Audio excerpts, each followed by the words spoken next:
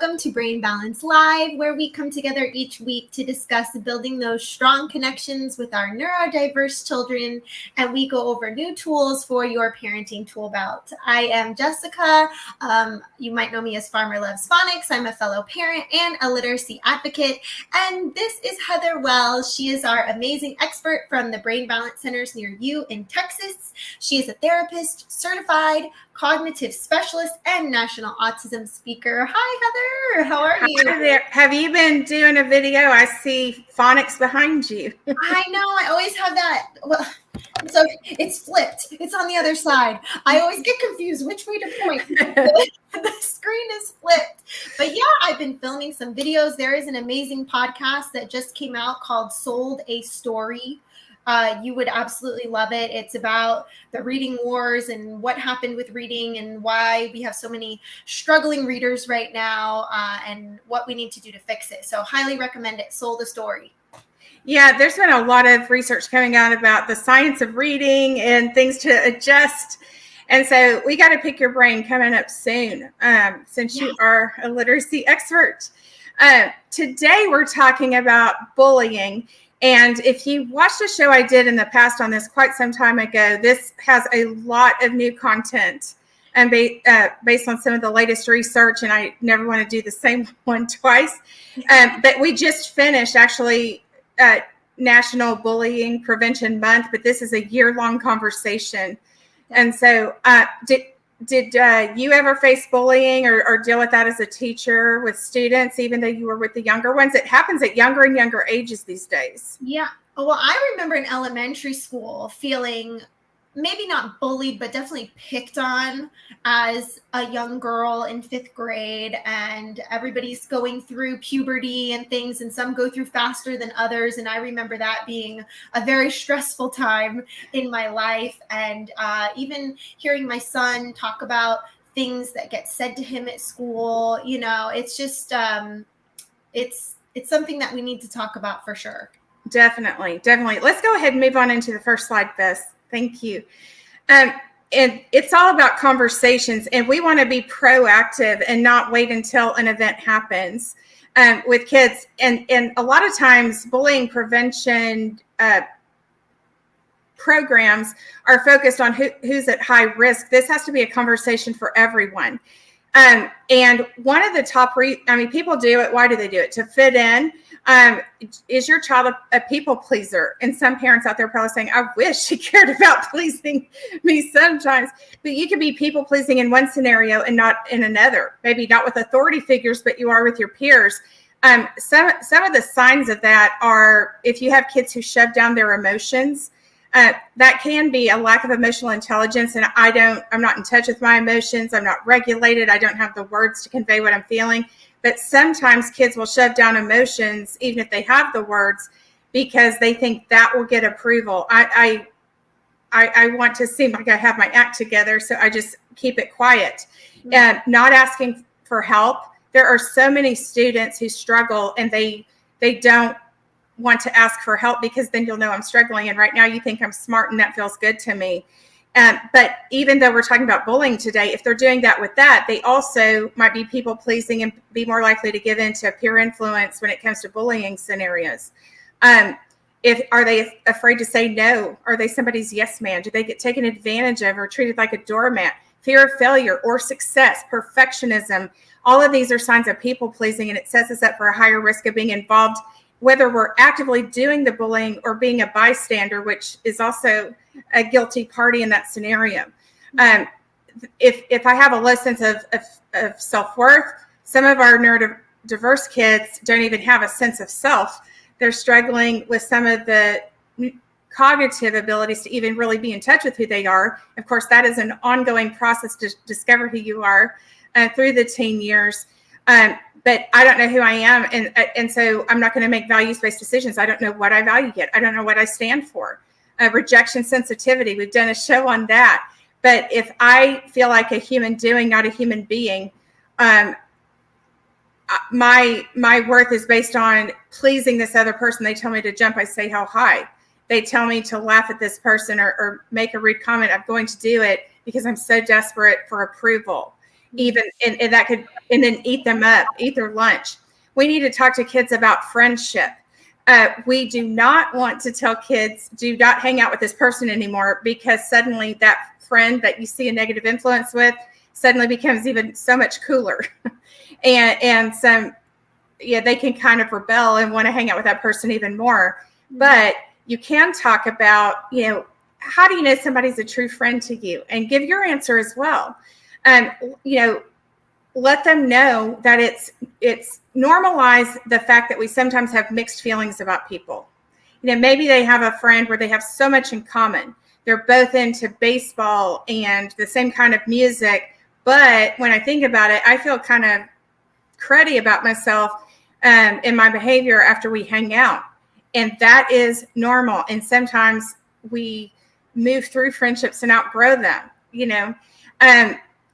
we need to have a lot of sort of hypotheticals that could very well come true. What would you do if, so that it's sort of a dress rehearsal, do things that are age appropriate. If you're on the newsletter list, I sent out a ton of specific questions to open up the conversation. If you want that list, just message us and I will get it to you, or get signed up for the newsletter. Have you ever done something because of the repercussions you thought might happen if you didn't? Have you ever felt XYZ? Have you ever, what would you do if? Those kinds of questions are important. Then when that scenario arises, they already have sort of experienced it hypothetically, and they are so much better equipped. If anxiety sets in, the brain just sort of freezes, and they're much more likely to be reactive and impulsive in their decisions. We need to talk to them specifically about bullying, being an upstander. And I have a lot more on that on the coming up here. And the subtleties of it. It's not always overt and obvious. It's not always stated. Sometimes it's implied. More on that.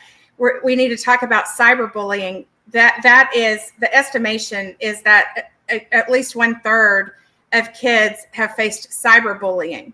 And sometimes we might, or they might minimize that, thinking, well, nobody can hurt you. And of course, we know that there's a lot of scary stuff there. I think I'm going to do an entire show on cyber safety and behaviors and digital citizenship and that kind of thing. The fluidity of roles, it is so common often for the one who has been bullied to then be the one conducting the bullying behavior down the road. They kind of learned this is how the world works. They need to be aware of that. That is super common. Living through others' reactions. How can I kind of handle it when negative comments take up space in my brain? And maybe you tell it, okay, you get 30 minutes. Brainstorm with them if they're able. We always want them to fill in these blanks as much as possible. But maybe they're allowed to talk about it and stew on it for 30 minutes, write things down, and then tear up that piece of paper, crumple it up, and throw it away. And that imagery can really release it. Or picture those comments being leaves on a stream. You put them on a leaf and watch them float down the stream. There is so much research backing how powerful this type of imagery is. Social scripts. Like if you're at a party and someone starts pressuring you to do drugs, and you can kind of role play. And what are some things you can say? Have a code word. If you feel unsafe in a scenario, or like it was a bad idea to show up at this a party, what's a code word to save face? There's peers around. I don't want them to know I'm calling my parents to pick me up, but you can say to your parents a code word and they know what it means. I'm on my way. And if that happens, that is not the time to bash them for making a poor decision. I told you shouldn't have gone to that party. Be proud of them, praise them for making the right decision when it mattered the most. And they will learn from that for the future. If they fear anger over a poor decision that they went in the first place, and we ignore the fact that they left when they realized it was a bad decision, they're less likely to call you and get out of that situation. Social emotional books, we talk about this a lot, but how do we have this conversation without it? Kids understand the world through stories. It can be stories about your life. It can be social emotional books with relatable characters and talking through the scenarios. What do you think about what this child said? What about the bystander? Would that have been tattling or telling in an appropriate way? Have you ever faced something like that? What would you do differently? Why? But what the research shows over and over is that we have to prepare kids for bullying scenarios because it is a fact of life, unfortunately. Mm-hmm. But we need to start with promoting what we do want kids to do. Teach them pro-social behavior. Always be working on growing their emotional intelligence and helping them have a plethora of words for a variety of emotions. And I've shared this before, but about 78% of kids in behavioral intervention programs in schools across the country have pragmatic social language deficits, even if they are extremely fluent when it comes to the textbook. That's different from social emotional language. Mm-hmm. And the frustration of not being able to pinpoint how they're feeling with specificity increases their frustration, and then the behavior follows. So ask kids, what kind of environment do you want to create at home if there's stuff going on with siblings or at school? But build on that vision of empathy, support. Even if they're not somebody's friend, talk about what friendliness means. It's not the same thing. Talk about how could you make a new kid at school feel welcome, or if you see somebody sitting by themselves at lunch. But those types of conversations foster meaningful relationships, unity, feelings of safety for the students, and it even increases academic outcomes. It's not just the social emotional world that improves because of this. Okay, let's move on. One thing that kids really might have difficulty understanding is what's the difference between teasing and taunting. A lot of our kids kind of have rigid thinking. One of our top critical thinking skills is cognitive flexibility. Why is something okay in one scenario and not another? Or where is the line? It's not just black and white on some things. But make sure they understand that teasing goes both ways. It's reciprocal. It does not impact anyone's self-esteem, and it stops when it's no longer fun. There is no malice involved. Whereas taunting is laughing at the person at their expense. It's intentionally to degrade or harm them, and it continues or escalates when asked to stop. That is a very simple delineation between the two. But I'll give you an example. Right before I moved here to the Woodlands, I stopped in a shop. It was kind of late at night. I was looking at spaces for the next center, and this cute little 19-year-old, I walk in, I'm just asking her if she had any information, because that particular, I saw a lease sign and it wasn't on any of the realty sites. I walk in, and before I could say anything, she said, "You're really behind on your Botox and fillers." That was the first thing out of her mouth. And I laughed. It's a good thing she said this to me, because my personality, that doesn't hurt my feelings, And I said, "Well, I sure am, considering I've never done that before." She goes, "Well, you really should." My goodness. That was not a kind comment. I chose to believe she's 19. She doesn't know. Maybe she thinks she's being helpful. And maybe her mama does it and everybody she knows does it. And she's just trying to help me be in the in crowd. I don't know. But anyway, a lot of people could have made that comment and not had a very positive intent with that. Well, of course, I told a couple of my close friends. And so now when they see me, they're like, "You're really behind on your Botox and fillers." And I say, "Well, I sure am, because I've never done it." That's teasing. And we're both laughing. That does zero to impact my self-esteem. But can you see how kids would not understand the difference? But why is it okay for this person to say it and not this person? Yeah. You've got to talk through that. That is not necessarily evident. If you have kids who are super concrete, you said we're doing this at 5 and it's 5:08. That is a concrete thinker. I meant ish. If they don't get the ish kind of stuff, talk to them about this. Mm-hmm. And we also want to talk about, now, this is said with empathy. I love this quote, though, from Eleanor Roosevelt. "No one can make you feel inferior without your consent." Mm-hmm. That does not mean it doesn't hurt. Right. And talk to kids about the difference between, "That hurt my feelings." Yes, because you're not a robot. I mean, that normalize the hurt feeling, but also show them what can I control and what can I not control. And if that person's words impact the way you allow yourself to feel about yourself, they are having power over you. You live in the truth, they lose their power. Mm-hmm. And we have our kids are seeking to understand what they can and can't control. They're trying to grow in this autonomy, independence. Now, there are neurodevelopmental issues that get in the way that truly impair the ability to grow a sense of self and self-esteem. That is a different thing. But these are the types of conversations. And we don't say this in a way where I'm really hurt. No one can make you feel inferior. That's preachy. No. And speak it in an empowering way. Well, empathize first and then help them work through that so that doesn't take hold and become part of their inner voice. Okay, let's move on. Okay, a lot of times kids don't understand the difference between tattling versus telling. This is an important conversation. Why do kids tattle? Sometimes it's because they need attention. If so, let's ask ourselves why. Why do they need attention? Have I been busy on this project and I haven't kind of made sure we had that one-on-one time? Is it because they feel inferior? Are they struggling in some way? Is somebody else making fun of them and they're, that kind of thing? A desire to get a rival in trouble. I mean, sometimes it does have that spirit to it, but not always. Here's another thing to understand. If we have kids who are sort of inflexible in their thinking, very concrete, what do we do when kids are young? We teach them rules. We have classroom rules. We have house rules. We have manners that we're teaching them. And so then if they say, Sarah didn't put her book back when you said, and you said, as soon as you do that, you're supposed to go to circle time. Sometimes kids really expect praise. I understand that the rules are important and I'm helping you. I'm pointing out that sometimes it truly comes from a pure place.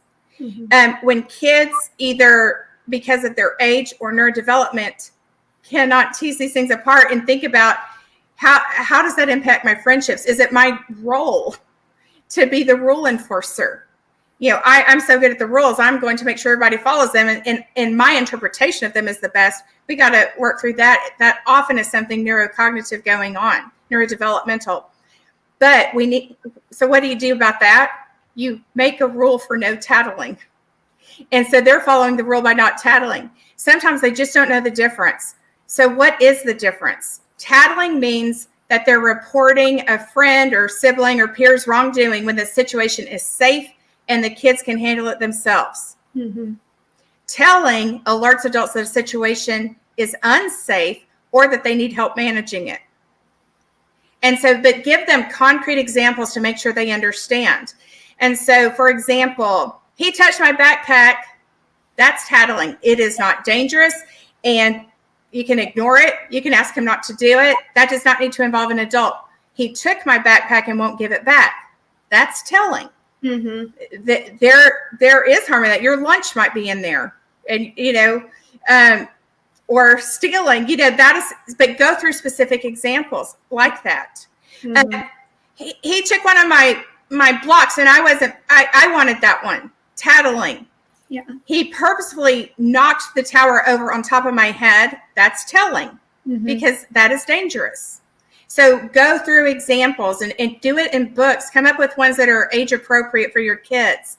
But help kids reflect on why they reported events unnecessarily. And also we need to reflect on it. Is it because they lack the social skills to know how to stand up for themselves? Do they lack the self-esteem to do so? Do they know that their voice matters? Has their voice sort of been denied? So work on the social skills and what they can say and do to handle frustrating scenarios. If somebody's like, hurry up, I'm thirsty. They're in the line at the water fountain.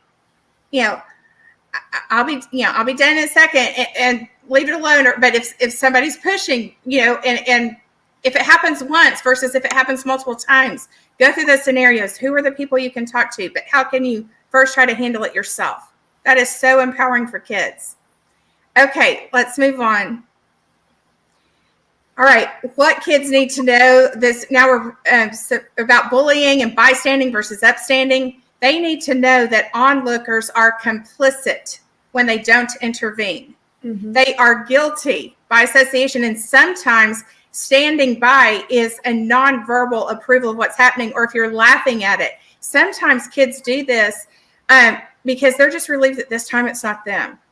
And on a certain level, I mean, that's not okay, but you can kind of see where kids are coming from if they're often the target. And maybe this is the way I get in the in crowd, but we got to talk about values and right versus wrong.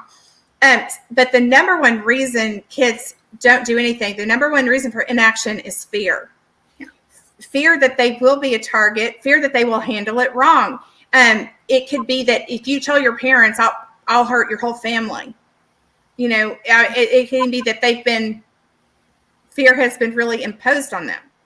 But by having these conversations, they're going to know how to handle it.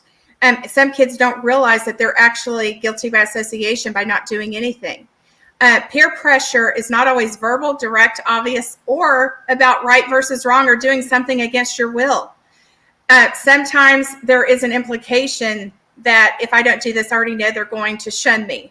Sometimes there's a choice between what's good, better, and best. It's not always a black and white, good and bad kind of thing. Sometimes it doesn't align with who I am, but it's not that it's wrong per se. But if I do this, I'm not being true to who I am. Sometimes you go along, and sometimes it will get sneakier and sneakier, the tactics. Come on, it won't hurt anybody. If you kind of stand up the first time, let them know what some of those subtle things look like. And it's still peer pressure if you're doing something that you wouldn't have done had somebody else not overtly or subtly implied or given pressure to do so. Mm-hmm. Groupthink often decreases empathy and values aligned action. This is an important thing for them to know if they are tempted to go along with the bullying, but it's also a very good talking point if your child or teen is being bullied and they're really hurt. I cannot believe that my friend Jessica just stood by, and helping them understand that there's power in numbers, but guess what? The power in numbers goes the other way too. Mm-hmm. Be a leader. Peer pressure also is not always negative. Let them know that. There is so much research about how one person standing up and doing the right thing and other people are wanting to, and other people follow, and then that's the majority. Mm-hmm. Trust caring adults. Make sure they know who they are. Make sure they have contact information. It's important for kids to memorize that kind of information as early as their little brains will let them. Make sure that kids know where the offices are of a counselor or, principal, that kind of thing. Okay, let's move on. But a lot of times we got to think about our kids standing up for themselves. Are they in that's a boundary, but also boundaries. And I'm going to stay true to who I am and not give in to peer pressure. Kids learn from us, the good stuff and the not so good. So we got to think about, are we modeling boundaries for our kids? Do I have difficulty establishing healthy boundaries because of learned patterns or trauma? Do we allow ourselves to be doormats? Because kids are going to learn that from us. It might be because you were in a dangerous relationship or the home you grew up in. It's become your go-to move for whatever reason. Do I ignore my needs and say yes when I want to say no because of what others might think? Man, I don't want to chaperone this school field trip, but what kind of mom will people think I am if I don't? I've got so much pressure. I'm worn out. I'm kind of burned out. I usually do, but I need to say no this time. Do you say yes anyway? We're modeling a lack of a boundary there, and that our needs don't matter. Self-care. Do I ask kids to violate their boundaries so they don't hurt someone's feelings? This is usually unintentional. Let's say that you're going to a movie and your kids have said, I want to sit in this row. This is my favorite spot to sit in the theater. You're like, okay, great. Walk in. There's a classmate there. Hey, Jeffrey, sit by me. And you're just like, really should sit there because you don't want to hurt his feelings. We unintentionally are saying your needs, your voice, your wants don't matter.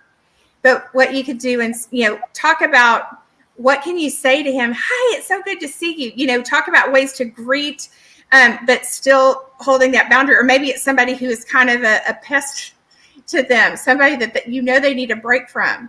We don't want to hurt other kids' feelings, but there's a way to honor that and be friendly to them without telling our kids to ignore that boundary. And this, another thing is, a lot of kids have maybe tactile sensitivity or they have body awareness issues. Do you have kids who kind of shrug away from hugs? Or if we say, go hug your uncle, maybe they only see him once a year. They don't feel that comfortable with him. If we if we force them to hug them, we're saying your body boundaries don't matter. So what about if somebody wants to touch them inappropriately and they're thinking, I'm supposed to let people do what they want with my body, that kind of thing. Do I know how to assert myself without making accusations? We want to teach our kids to be assertive without it being aggressive. How do we do that? Assertiveness means I am standing up for myself without blaming something on you. I care about the welfare of both of us. Aggression is all about me. Whereas being a doormat, my needs don't matter at all. But assertiveness is that sweet spot in the middle. And up in the upper right, I have some examples. Use I statements. I noticed, I see, I felt, I heard, I observed that, blah, blah, blah. And I feel XYZ about it. I prefer this. Will you please consider da, da, da. I am telling you how I feel, my perspective, my feelings. I am not saying you did anything wrong. Using I statements. We need to practice that. Are we doing that with our spouses? We can never tell our kids that you make me so mad when you lie about not having homework. I am saying you're responsible for my feelings, and we're not teaching boundaries. Our kids are not responsible for our feelings. They are not responsible for anybody else's feelings except their own. Do I demonstrate inconsistency in the enforcement of house rules? Are all caregivers on the same page? And this isn't just mom and dad. If there's divorced families, you've got you can have two bio parents, two step parents. You might have grandparents or aunts, uncles who keep your kids a lot. Everybody needs to be on the same page so they don't pit one against the other. I did an entire show on this topic. But do I let them wear me down if I'm tired? That means I'm letting you stomp boundaries, and boundaries don't count. You know, if they play mom against dad or dad against mom, there's a boundary issue there. Do I gauge my decisions too much on what my friends think? You know, I'm going to do this because, I mean, there's a difference between taking input from someone and basing our decision on that. That is such an important conversation with kids also. Okay, there are many kinds of boundaries that we'll look at quickly on the next page. We have mental boundaries where we are allowing for our values, thoughts, and opinions. We want kids, based on their age and what's appropriate here, talk through these, especially with teens. This is a conversation. Emotional, honoring times when you don't have the capacity to be emotionally available for others. You know, do you sometimes feel like you're the garbage can for everybody's stuff, and you want to be because you care about them, but you've had a tough day and you need a minute? That's okay. Mm-hmm. Material boundaries, not feeling obliged to lend to someone who takes advantage of you or who never gives the lawnmower back, or that's a bad example. They probably give the lawnmower. Physical boundaries. And we talked about that. Your body, your personal space. I'm not comfortable hugging someone, and I don't. Topics you don't want to discuss. Conversational. Do your kids know that they can say, I'd rather not be part of this conversation? Internal, self-regulation, energy spent on others. This can be time or energy. Do you need time to refuel? Do you just need a day off to decompress? That's okay. Saying no so that you can honor priorities. We live in this busy world. Time block off time. That is me time. That is not selfish. Self-care is childcare. Okay, let's move on. I love that. Here are some messages our kids need. I am confident you will make the right decision. Don't say this if you're not confident they will. And if you're not confident they will, what underlies that? We got to address it there. We don't want to lie to our kids, but if you can say that, they need to hear that. Yeah. They need to hear from us, not just I believe in you, but believe in yourself. Yeah. You believe in you. We want to cultivate that in them, that confidence, that independence, that agency. Teach them to ask themselves, is this decision based on fear of not being accepted? And here's another thing. What is the difference? Have this conversation with tweens and teens. What's the difference between conforming and fitting in? There is a certain level of wanting to fit in that is age appropriate. It is expected. In fact, if there is 0% of that there, that can indicate something. It does, but that's different from conforming. You can stay true to you and still find ways to meld in and how can I find commonality with someone? And that's a good conversation. What if someone looks different from you, comes from a different country, talks differently from you? What are some things you could do to find common ground? Is it about someone picking on me? And if so, they need to talk to you about it or talk to someone at school. Before you act, think, is the choice I'm about to make getting me closer to the best version of myself? What a motivating thing that is. That's a good one. Yes. If it feels wrong, it probably is. Stay true to your values and moral code. And do your kids know what that is? And if they don't, that's something to address. You are capable. Use your judgment instead of letting others determine your actions. But we want to show the belief in them and help cultivate that self-belief, because they're always going to be with themselves in these scenarios, and that will translate into so many areas of life. But speak this into them. Okay. And as far as boundaries, I do want to share that sibling abuse is more prevalent than spousal and child abuse combined. And it often happens when there's a lack of supervision. And sometimes this is a toughie because, man, we're a 2-income home and dad works 2 jobs and, that kind of thing. But it's about, do we ever stay silent on it? Because we want them to work it out, but there is really a power dynamic that's not healthy going on. Minimizing it, it's no big deal. He loves you. We might think we're being encouraging. Maybe we need to minimize it in our own brains because we're exhausted and don't want to deal with it. Normalizing it. All older brothers pick on their younger siblings. A, that's not true. And B, just because it's common doesn't make it mean it's okay. Our kids must know that. But do they witness any sort of coercive, controlling dynamics, even the way one spouse treats another? Or are you seeing that with your kids? Sibling oversight, resentment, boundary confusion, power abuse, favoritism, comparisons. Sometimes comparisons can seem positive, like we think we're encouraging a kid. If you would apply yourself like your sister, you would make grades as good as hers. Well, that sounds like I believe in them, but we're now comparing them to the sister. That's going to lead to resentment, or even saying things like, Mom, I need you. I can't right now. I'm helping your brother Jason. Kids often will interpret that as you're choosing Jason over me. Instead, you can just leave Jason out of it and say, I'm busy right now, but I can't wait to see what you're going to show me in about 5 minutes. And then it's not Jason's fault, so to speak. But don't take sides. Rivalry is expected, it's reciprocal, and it's occasional. It's typical that you might see some jealousy. You're going to see some sibling squabbles most of the time. There might be some competition on a certain level.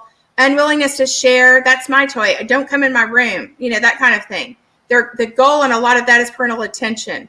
I need assurance that you love me. By the way, if you have one child who has neurodevelopmental struggles and another who does not, make sure, often siblings cannot understand. They confuse time for amount of love, and so you need to make sure they understand the difference between sameness and fairness and love. It's like, we all have different needs, and Sarah needs my help on the homework, and you're more independent on this, but remember when I helped you, help them see that you help them in the ways they needed also.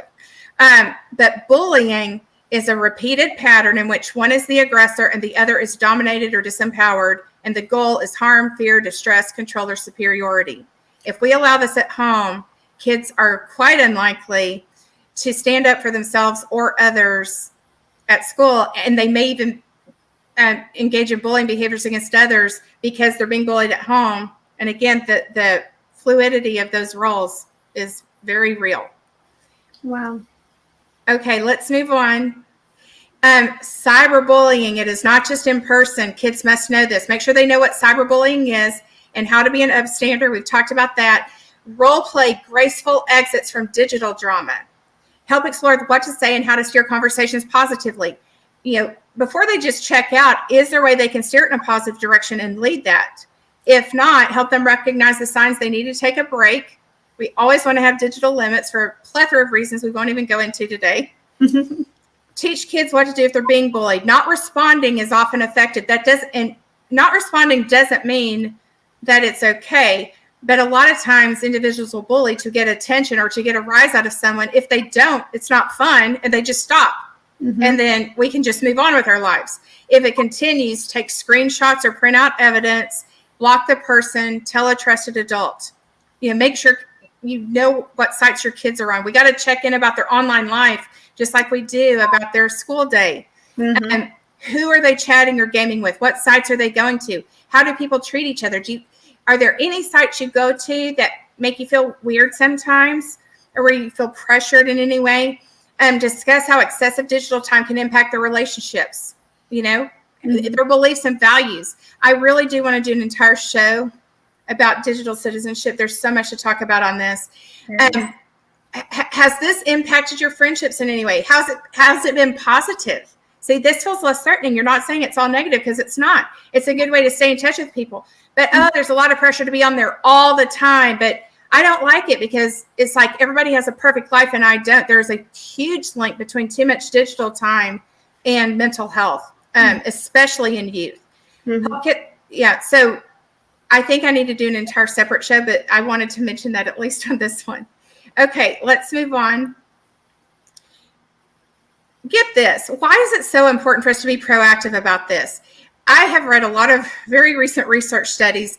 There have been schools that have formulated these really nice anti-bullying and pro-social programs, and they're so successful in the schools that then they were adopted community-wide. When social emotional learning was infused into the community, crime decreased by 21% and homicides by 66%. Wow. How incredible is that? I already know what this slide says. I'm the one who made it, but I got chills even just saying that out loud to everyone. That is powerful. Mm-hmm. We want to address mindset, remind them of what they value, make sure they know what they value. Don't tell them what they value, help them come to those determinations. When we remind them of what they value, and is this in keeping with the best version of yourself, that kind of thing, they're much less likely to jeopardize it. Much less, I could get, even on a very concrete level, I could get suspended from school or expelled if I continue this behavior. And I really do want to become XYZ for a living, and I need to go to college for that. Mm-hmm.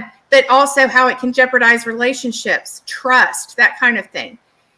We always want to be increasing emotional intelligence and empathy, social emotional books, giving them words. Look at what are their challenges and address this. I talk about social emotional learning constantly on my page through posts and these shows. Mm-hmm. This results in less reactivity and more advocacy for themselves and others. Teach kids that thoughts are not facts.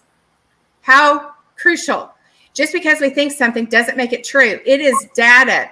It is info that facts can be refuted. They can be dispelled. They can be proven to be not right. 95% of our thoughts are automatic.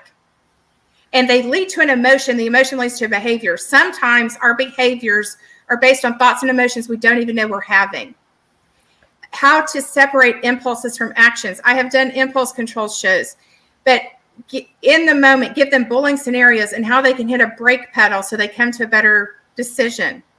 That also improves academics. Mm-hmm. Promote post-traumatic growth for victims and perpetrators. Note that. Post-traumatic growth, if you want to read the most beautiful thing ever about post-traumatic growth, Man's Search for Meaning by Viktor Frankl. I mean, he was a prisoner of war in Nazi concentration camps, and his story is just amazing. But we got to keep in mind that when bullying scenarios are happening, there is pain involved for the recipient as well as the one delivering it. They're in pain. People who love themselves, who are not in pain, don't want to hurt others. Mm-hmm. We want to teach kids to not call somebody a bully. We are labeling them a bully. That is who they are. If we want to instill a growth mindset, you make a mistake, that doesn't define you. Well, why is it they did a bullying behavior, so they're a bully? So sometimes labels are fixed and sometimes they're not. The person doing the bullying shows that they made a choice, but they're separate from that behavior. And bullying decreases when we don't call people bullies. Retaliation against the person conducting the bullying behavior decreases also. The power of growth mindset. Build a compassionate, connected culture. They must know that adults will listen and respect and protect them. You know, I probably think about high school less than virtually anybody you'll ever meet. I just don't think about high school. But getting ready for this show, I had this memory come to me. Like, I know it happened. I just don't live there. But because of the show, we moved in high school from Alabama to Texas. I'm in a new high school. Everybody else there, I think they were at least 5 generations deep in that town. And I had threat notes in my locker for sale signs in the yard. I threats spray painted in the street right by the driveway. And one day, there were girls who called themselves the B Club. And you can imagine what that stands for. And they were proud of it. And they surrounded my car, and they ended up ripping my skirt off me. And so I had to go home to change. And my mom was like, this is it. This is the final straw. So she went back up with me to school after I had changed clothes. And you know what the principal said? He said, oh, it's just really hard on these girls for a new girl to come in. And he said he wasn't going to do anything. He felt bad for them because it's really hard for them. And I am already a person who's trying to be empathetic and see that. But what would that teach you if you don't work really hard for it not to? Your needs don't matter. Your safety, your welfare, these threats are irrelevant. You know, they have to know that they will be heard and listened to and respected. Very important. Mm-hmm. Foster forgiveness and gratitude. It releases pain. Show them they can rebuild relationships, even with someone who did them wrong. Just like, you know, talk about times maybe they mistreated someone and were forgiven. How did that make you feel? And look, y'all are even closer friends now. You know, we don't want to badmouth the bully. We want to talk about the behavior. That doesn't mean we don't care. And we're taking it seriously. And they know how much we care. But once we've gotten through the hurdle of what's happening, consider, it doesn't mean they have to hang out, but friendliness, or if it is a friend, how they can repair that. Relationship repair is powerful. Enable students to find goodness and be grateful, even in the face of adversity. And that's part of post-traumatic growth too. And talk about the things they've learned while still empathizing with the struggle. Okay. And these are just some resources if anybody wants to take a screenshot. Some of them are websites, the top 3 there specifically about bullying. Weird, Daring, Tough. If y'all watch this show, you know it's one of my favorite things ever. It is the same bullying story told from 3 scenarios. Mm-hmm. From the perspective of the one doing the bullying, the bystander, trying to decide, do I speak up or stay quiet, and the one being bullied. It is beautiful. It has tons of excellent thought-provoking questions and activities for classrooms or home. Zach Stands Up, Learning to be an Upstander. There's a whole Zach Rules series. Kids often get really invested in books that are series because the characters become their friends. Lainey Dances in the Rain is interesting because it is wordless. It's a wordless picture book, but facing these scenarios where people are making fun of you, bullying, but having kids say what they think happened, they become the narrator, and you might get a lot of insights into what their life is like or things they've witnessed. Mm-hmm. But anyway, if you just want to go to freespirit.com and in the search put bullying, they have about 3 pages worth of resources. Bullying is a pain in the brain, ease the tease. A lot of strategies for really growing empathy and how to, middle school confidential series, confidence, what real friendships mean, how to grow connected family relationships, sticking up for yourself, very good for advocacy. Bullied, what every parent, teacher, and kid needs to know about ending the cycle of fear. Wide-ranging coverage, cyber, in-person, psychological, physical. That is a must-read if you work with kids. It absolutely is. It's award-winning. And if you want a lot of information about digital citizenship, commonsense.org is one of the best resources on the planet for that topic. Mm-hmm. I love that website. Yeah. And I just love this quote from Martin Luther King. In the end, we'll remember not the words of our enemies, but the silence of our friends. It's so great to have a quote of the week. And here's, what do you think that means?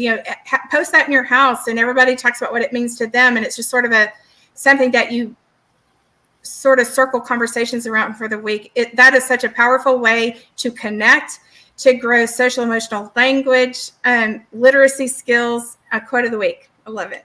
That's an amazing quote. There is a book called Enemy Pie. I don't know if you've ever read that story before. That's a great story for talking about bullying and kind of befriending the enemy. The dad does a great job talking through with his son. So highly recommend Enemy Pie. It's on the website Storyline Online. There's a celebrity who reads it. I forget who it is.